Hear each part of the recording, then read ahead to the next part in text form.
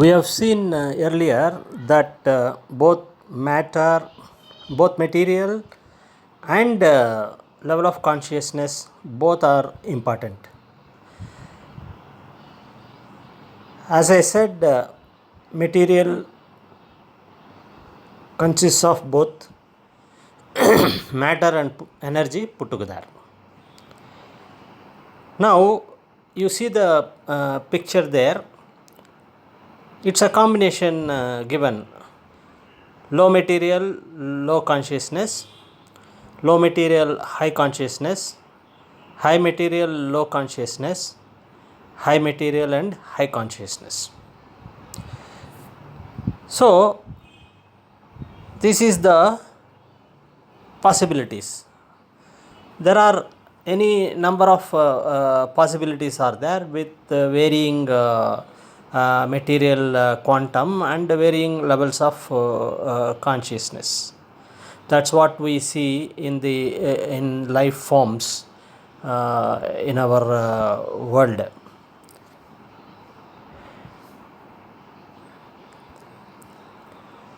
And also I have said that material is a dynamic entity and non-material is a static entity.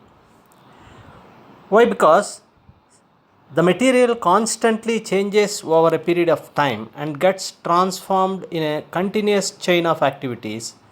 That's why we call it as dynamic in nature. An entity which never changes or remains same always is called static in nature. You may wonder what role this static entity has to play in us. For this, we have to find an answer. Let us see the role of static entity. All of us might have seen a movie in theater, or for that matter even at home in a TV or a laptop. We know that the projection which is made is dynamic and will be changing every moment. But this projection is made on the static screen, which serves as the frame on which the projection is made. So without a reference frame which is static, we will not be able to see the projection itself. The screen has to take the projection every moment and reflect on us to watch the movie. Imagine the screen also to be dynamic, and then also we will not be able to watch the projection properly and continuously. So the screen has to be necessarily static while the projection is dynamic. Now imagine a projection which shows a ship caught fire and an inferno is raging. You can see all this very clearly on the screen. But the screen is not at all affected by the fire in the projection. The picture shows the same. That means the screen is not burning when an inferno is seen on the screen. So to say, when you see the projection, the screen is missing, and when you see the screen, the projection is missing.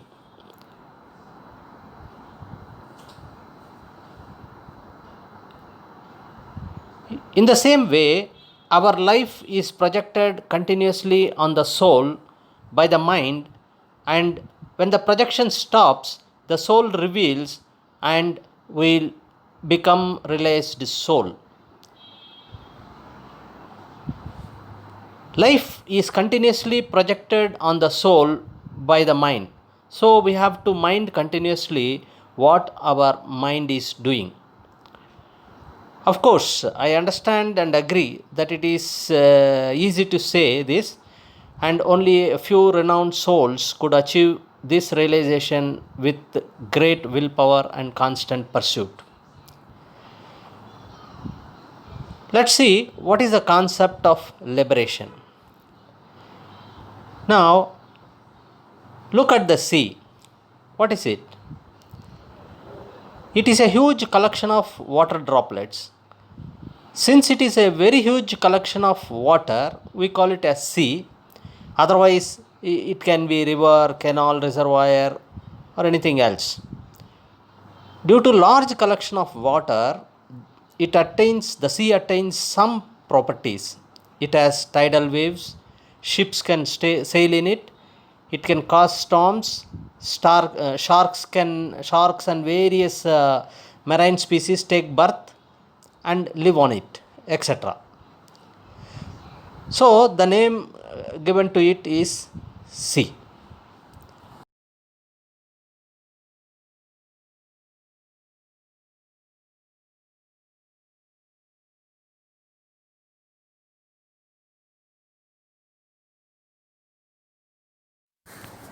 Now let's imagine that we remove each and every droplet of water from it. What happens? It becomes dry and the so called sea is not there anymore. In the same way, God is the name given to collection of all individual life forms with combination of material and non-material stuff. Well, without life and intelligence, God cannot be perceived to exist. Lower level of life forms does not bother whether earth is revolving around the sun or sun is revolving around the earth, leave alone thinking about God. Let us understand how the absolute becomes limited and the limited goes back to the absolute. There are two examples given in the above picture, one with pot and water and the other an air bubble. Both of them illustrate the same thing. We see the sea above.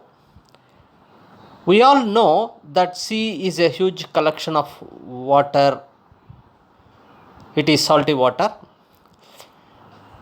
As long as the water remains with this huge collection, it is formless, sometimes joining the tides and is free to move without any confinement. Let's now take a pot and fill it with seawater. The water in the pot is no doubt seawater, but it is no more associated with the sea. Now the water content in the pot has become limited from unlimited while it was associated with the sea. The pot has become the separator and water in the pot has taken the shape of pot in which it is confined now.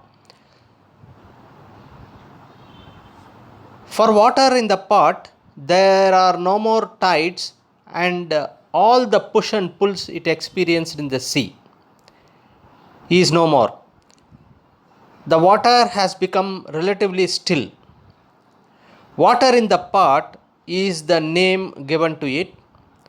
Form of the pot is taken by it and the traits of its movement has changed.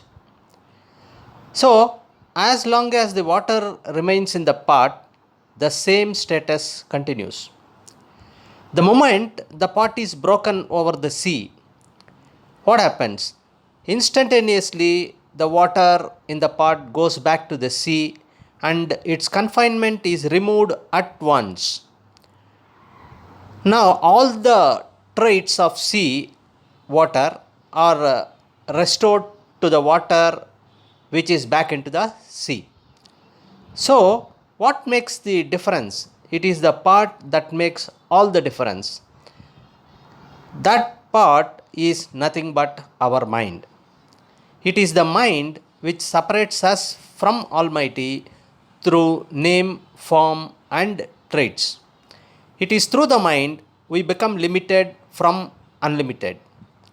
Knowing and believing this will pave way for efforts to break the limitations one by one. I have given a narration how form goes to formless and life goes to no life in the picture seen there. I would like to stress that this is given for just illustration purpose only. Now you see there the first step, two sheeps are there. They are termed as parent sheeps together, and mating happened and fertilization achieved. And what is the result in the last column? That means a single cell material with life has formed.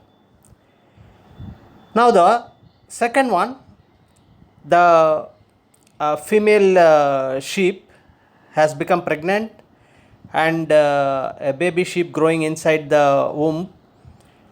Body formation is underway, and the result is the material growth and consciousness evolving slowly.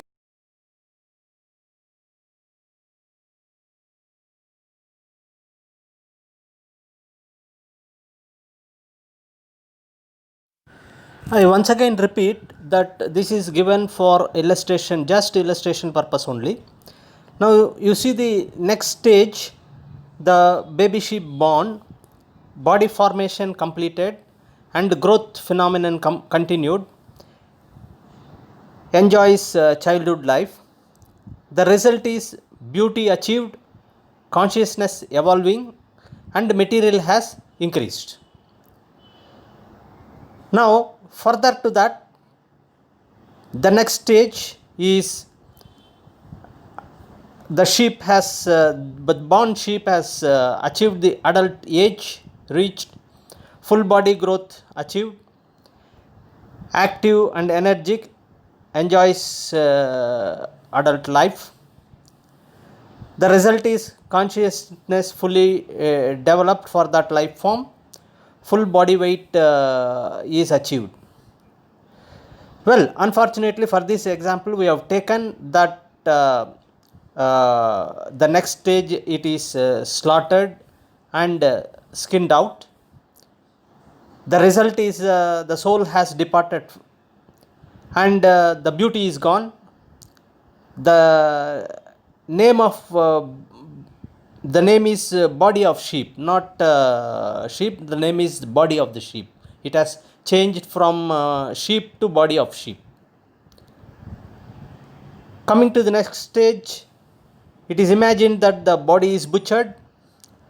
Now the result is shape of form is gone. That means shape is gone. Now the name is also changed. The name has gone from sheep to mutton, and it is no more called a sheep. Now the next stage, we see it is cooked and consumed, and we see the properties of the same has also gone. Earlier it was having different property. Mutton was having different properties. Now after it is cooked, the properties have changed. And coming to the next step, it is digested. Having consumed, it is digested, and the result is it is converted into energy, and it goes beyond human tracking. Well, these are all the steps which have been given to just illustrate how the life starts forming and get to childhood, adolescent, and then the life is no more, and then the body is disintegrated. This is the cycle. This cycle happens with every life form, some with natural death, and some are not. In the illustration, it is not a natural death, but a death induced forcefully. So, as I said, our name, form, and traits, gunas we call it in Telugu, are temporary for this life.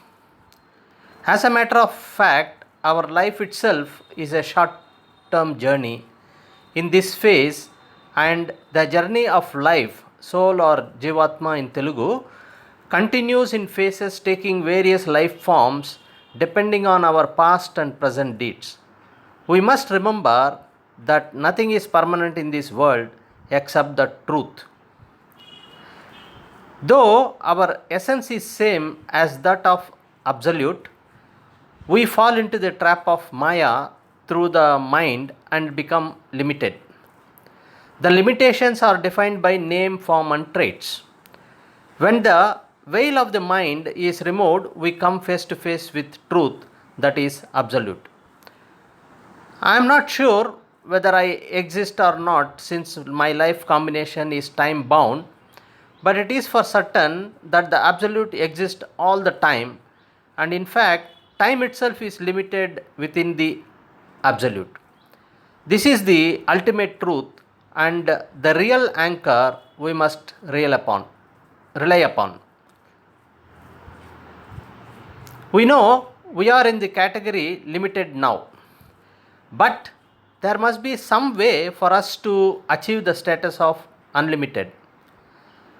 There is always an urge in us that we reach higher and higher in the ladder of freedom and dominance. As human beings, we are only a step below to achieve the same, and we are already near the top of the ladder after a long struggle in the chain of births in the evolution process. This evolution process happens in the wheel of transmigration, as you see below. We are in the top slot of animal kingdom, and we have to move towards the spiritual kingdom as a stepping stone for liberation. The urge for liberation lying dormant in everyone. For some, the urge intensifies in the normal course of spiritual development, and for some others, it happens due to miseries in life. Vairagyam, we call it as Telugu, or some abnormal situations. Even in this world, we have to struggle a lot to achieve what we want. Our sages have shown that they have struggled a lot, but with will and determination, they are able to move to spiritual kingdom and break the cycle of transmigration to achieve the liberation or merging with unlimited.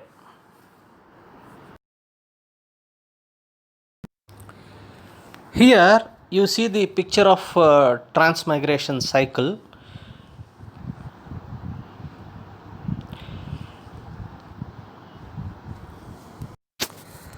The liberated soul is at the top, and bottom you see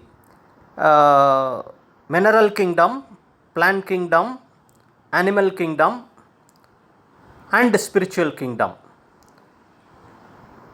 On the left side and right side, which is a cyclic process.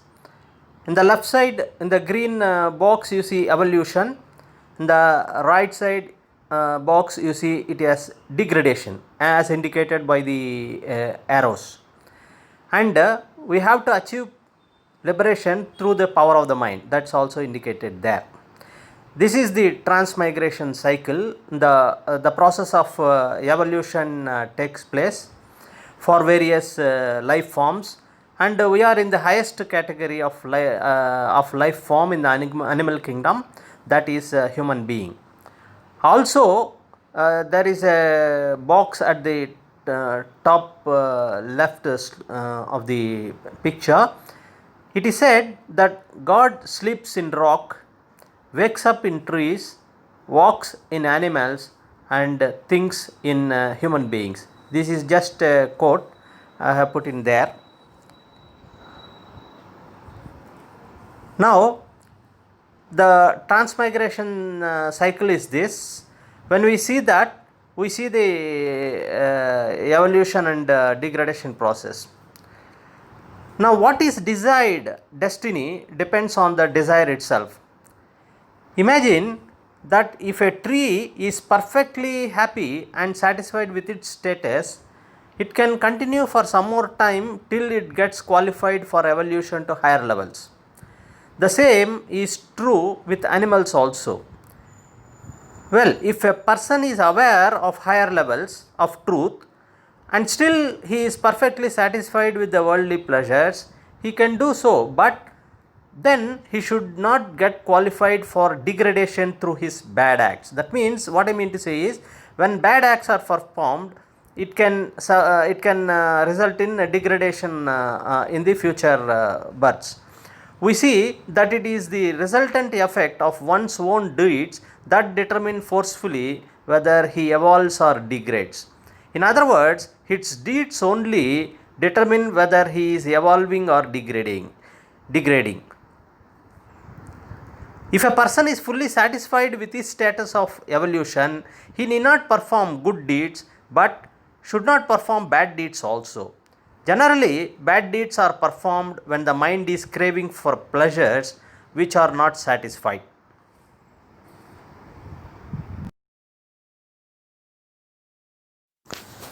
Now, let us understand what is really meant by a pleasure. There are two types actually.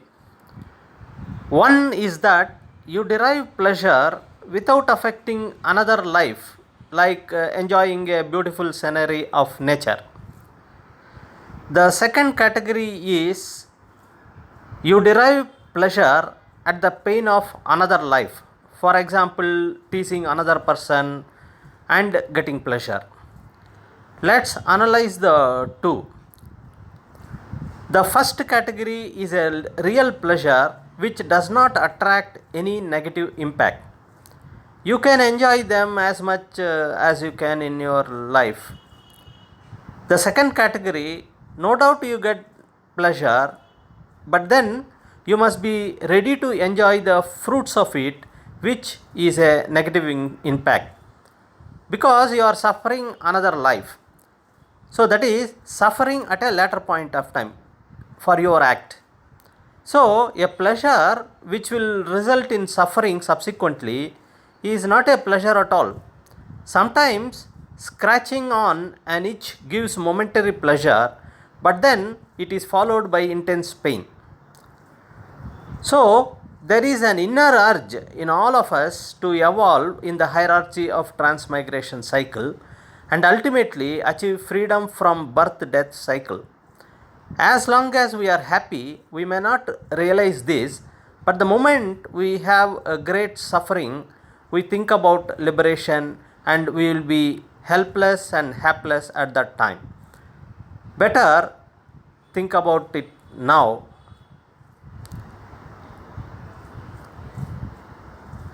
In the picture, you see, I have given a caption.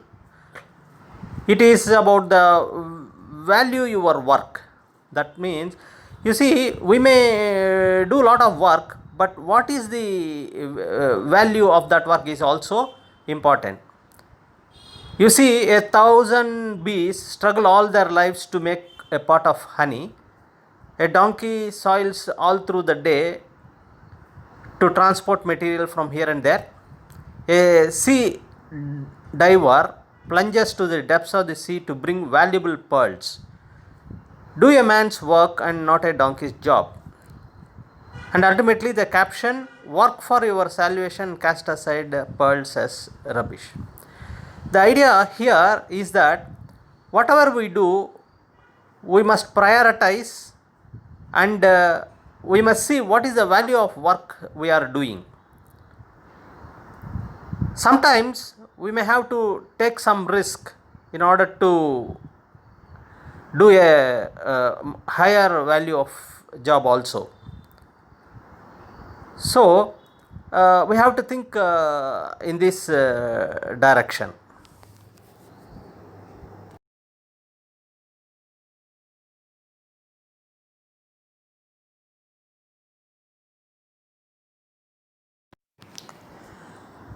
In order to motivate us towards liberation, we have to understand what is the link between individual and cosmos.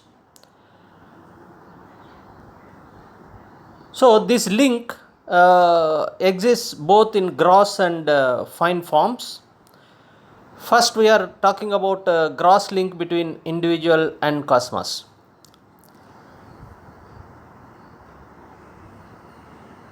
Let's take our physical body.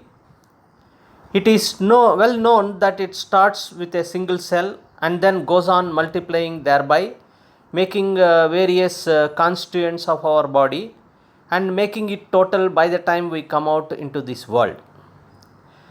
The food which we eat and the air we breathe supplies energy to all living cells. Every day, new cells are formed, replacing dead cells. This is a continuous phenomena as long as we live. There are millions of cells working in harmony, performing various functions in our body. Each of our organs is unique and makes us wonder about its ability, compactness, and sustained performance. While we are aware of the function of some organs, we are not aware of the function of some others in the normal course. Well, we can go on like this, wondering the complex design of a human body. The picture shows an imaginary situation, communication between the cell and human being.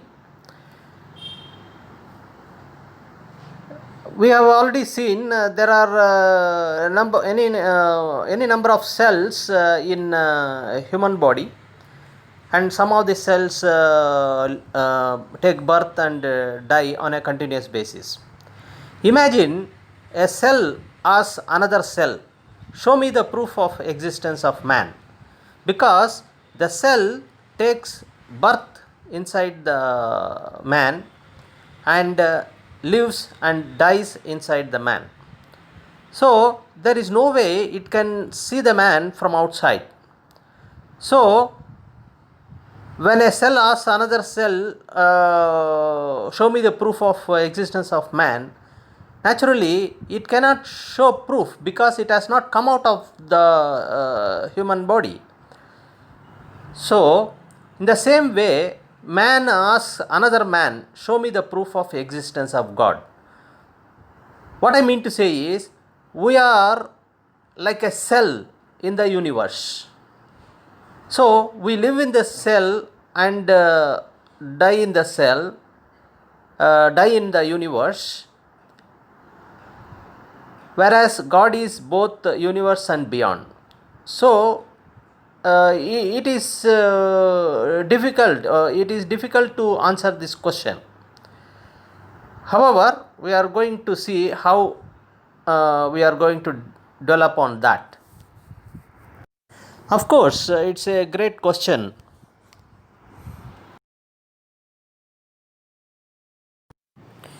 We are dwelling upon the same great question. See, we are not aware of the working of each and every cell, even though each and every cell functions independently. Every moment, some cells die and some cells are reborn, but we are not aware of it. Only when something goes wrong on a grosser scale, we become aware of it. When we say it is my body, we mean it totally, even though it is the making of millions of individual cells. So, I do not represent the cell, but is the sum of the cells living at any point of time. When we say I, it means the entire this one, all the cells are represented. The cell is born inside the body, lives inside the body and dies inside the body. There is no way it can know what is happening outside and how it is getting its life sustaining supplies from the body. If you ask a cell, it will say human being does not exist and it is getting everything as a natural process, that is life sustaining supplies. But it does not know that once the human being meets with death, then all the cells will have to die for want of nutrition. In the same way, human being is also a cell in the body of God. We call it as nature, and we are born in the universe. we are born in the universe, live in the universe, and die in the universe. That means we are inside the universe. Our freedom is only a shade better compared to the cell living in our body, as we are confined to a very tiny part of the universe called Earth in the solar system. There is no way we can see the outside of our universe. Even if we see even if we see anything seemingly outside, it belongs to universe, and this is how the universe is defined. Human being also thinks that all the life sustaining supplies comes to them naturally and say there is no God, taking things for granted. It's a fact that human body is a micro universe and it contains all the basic constituents of the universe. If we can understand what is there acting in this human body, in all probabilities we can understand and appreciate what is happening in this universe, and understanding the universe through our body is the only method available to us. This leads us to reason that when we think of the body of God, each and every human being acts as a cell in God's body, and to be more precise, each and every living and non-living thing in the universe becomes part of the body of God. Without this, God cannot be perceived to exist.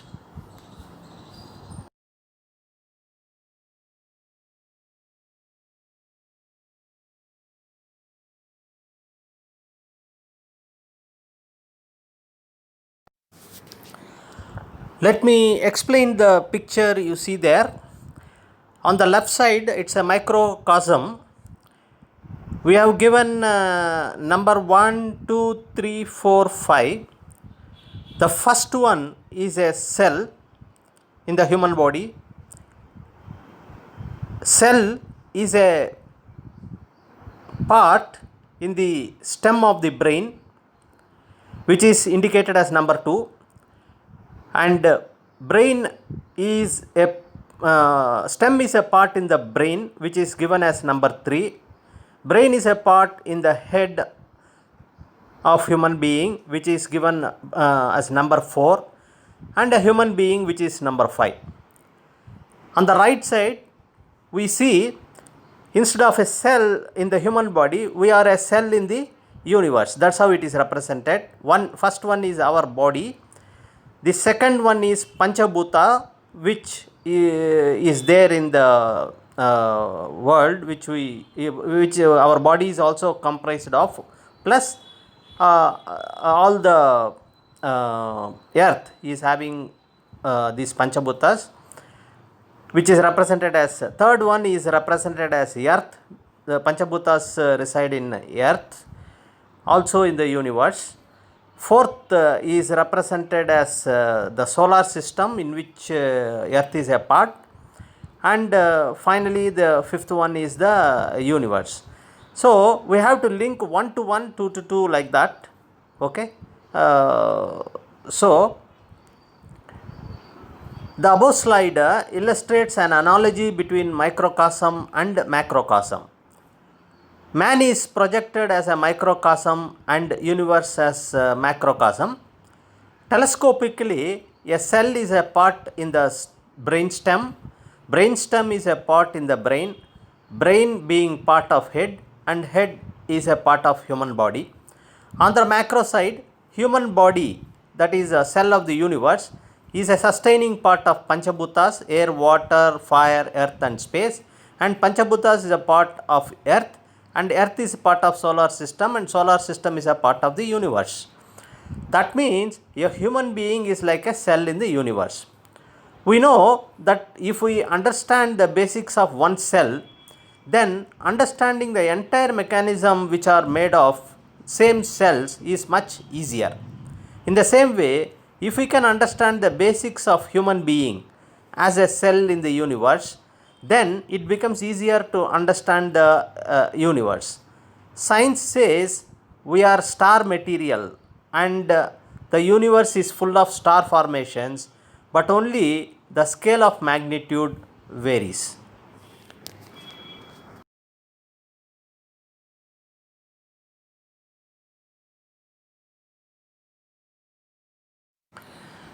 We know that in our body many cells die and many cells take birth continuously, and we are not conscious of the same as long as things are under control.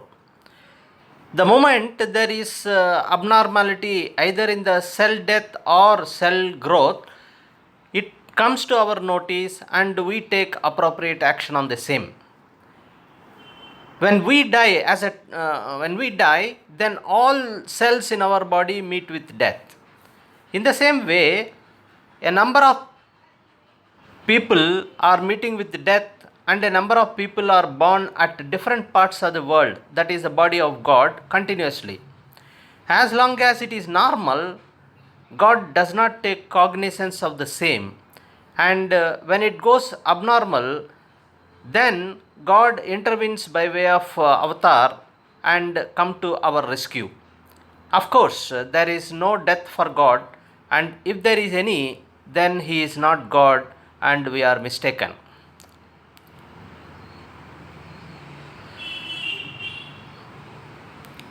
Now that is about the physical link what we have seen. Now we are going into the fine link between individual and cosmos. We have seen the analogy between microcosm and macrocosm with respect to material in the gross stage, that is our human body and the universe. Micro to macrocosm slide. Material also exists in fine or subtle stages also. Human being in totality is a combination of gross, fine and finest. Next to human body, that is the physical body which we have talked about. Next comes prana, that is energy which is subtler. We breathe all the time we live, and it is relatively gross aspect of prana. The air which we breathe is also material. Then there are nerve currents activating in our body which are finer aspects of prana. The nerve currents are caused by prana, finer aspect of energy, which is the finer aspect of energy, which is subtle or fine material. Pranayama helps in getting a feel of these nerve currents. Cosmic prana pervades the entire universe. There is a linkage between individual prana and cosmic prana. Now the next in the hierarchy is mind. Mind is more subtle than prana. There is cosmic mind. You know the cosmic mind, we can see the weather cycle, star formation, steering, birth and death cycles. All these we are referring to as cosmic mind, one work of cosmic mind. The cosmic mind networks all individual minds so that connectivity can be established between any two or group of minds, provided all of them are qualified. That means who has command over their minds and are receptive. Like a bigger magnet attracts a smaller magnet, a strong mind can prevail over weak mind. Likewise, cosmic mind influences all individual minds.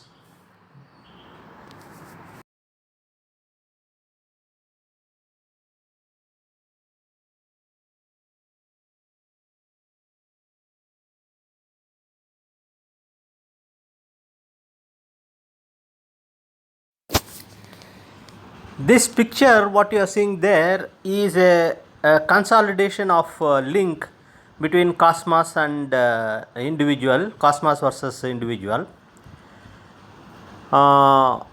In the horizontal scale, you see from gross to fine, from left to right, it is gross to fine.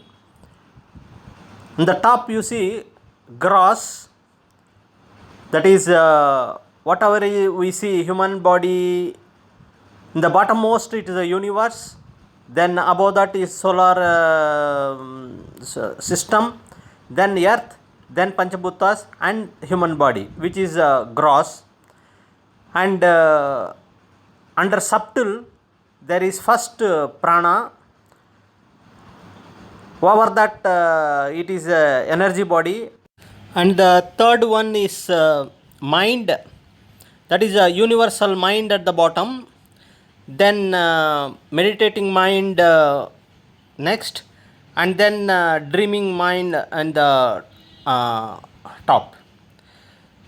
Then the fourth one comes buddhi, that is universal intelligence, then human intelligence. And there is a saying that we also have the sixth sense. That's what is indicated there. And you see the subtlest, that is what is soul. It is not a material, but it is immaterial. You see the universal soul and individual soul. In the leftmost, it is you see in the bottom boxes, bottom one is universal, and as you go it is individualistic. There is also a caption given, that is limited is always confined in the limitless. Earlier we have discussed about the physical body link to cosmos, then the prana, human mind.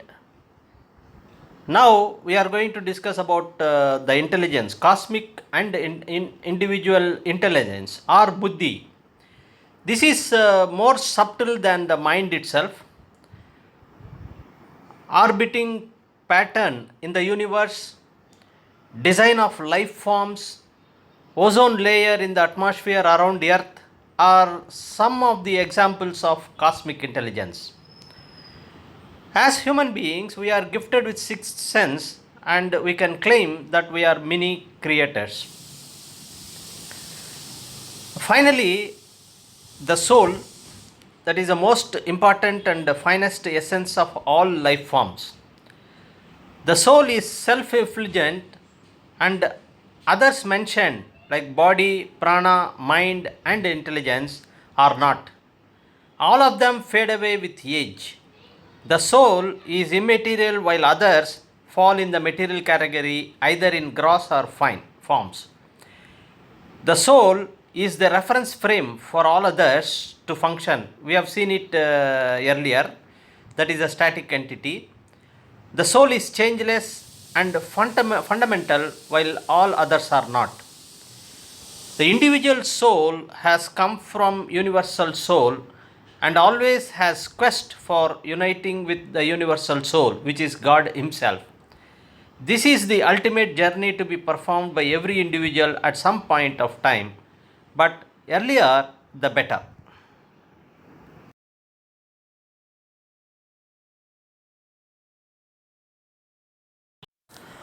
This diagram, source transition destination diagram, shows illustration of what we have discussed earlier, that is the link between universal and individual.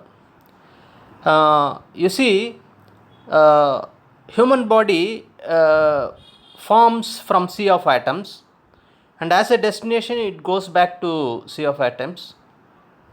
Cosmic prana, individual prana comes from cosmic prana and goes back to cosmic prana. Individual mind also comes from universal mind and goes back to universal mind. Individual intelligence comes from cosmic intelligence and goes back to cosmic intelligence. And Paramatma, though it is transition is given there, the transition is apparent only. That means it looks that it has been influenced, but it is really not. As we have seen earlier in the picture, while burning, the static entity does not, the static screen does not burn. So this is And the Panchabhuta is also given on the side to illustrate that a human body is made of all this.